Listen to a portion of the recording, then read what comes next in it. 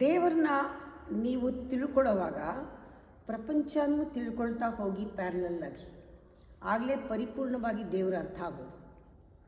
ಸೃಷ್ಟಿಕರ್ತನ ತಿಳ್ಕೊಳ್ಳೋವಾಗ ಸೃಷ್ಟಿನೂ ತಿಳ್ಕೋಬೇಕು. ಅಂದರೆ ಮಾಯೆ ಕೂಡ ದೇವರ ಒಂದು ಇನ್ಸ್ಟ್ರುಮೆಂಟ್.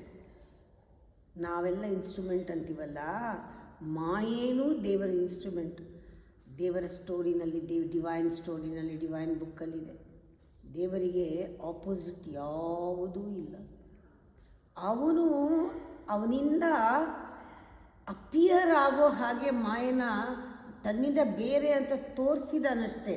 ಪ್ರಪಂಚ ತನ್ನಿಂದ ಬೇರೆ ಅಂತ ತೋರಿಸಿದಾನಷ್ಟೇ. ಆತ್ಮ ದೇಹನ ಬೇರೆ ಅಂತ ತೋರಿಸಿದೆ ಅಷ್ಟೇ.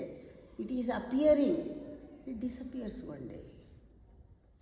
ಅದು ಕಾಣ್ತಾ ಇದೆ, ಅದು ಹೋಗುತ್ತೆ, ಅದು ಆಪೋಸಿಟ್ ಇಲ್ಲವೇ ಇಲ್ಲ.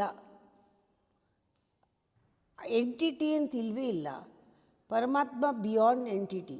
ಆ ಡ್ಯುಯಾಲಿಟಿ ಕಾಣುತ್ತೆ, ಒಂದಾಗತ್ತೆ, ಕಾಣುತ್ತೆ, ಒಂದಾಗತ್ತೆ, ಕಾಣುತ್ತೆ, ಮರೆಯಾಗತ್ತೆ.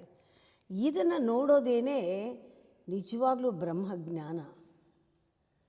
ನಮಗೆ ಗೊತ್ತಿರಬೇಕು, ಶಿವನಲ್ಲಿ ಎಲ್ಲ ಐಕ್ಯವಾಗಿದೆ.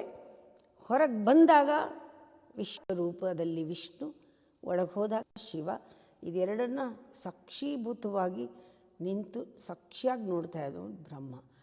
ಇಡೀ ಮೂರರ ಜ್ಞಾನವೇ ಬ್ರಹ್ಮಜ್ಞಾನ. ಇದಿರೋನು ಆನಂದವಾಗಿರ್ತಾನೆ ಬ್ರಹ್ಮಾನಂದ.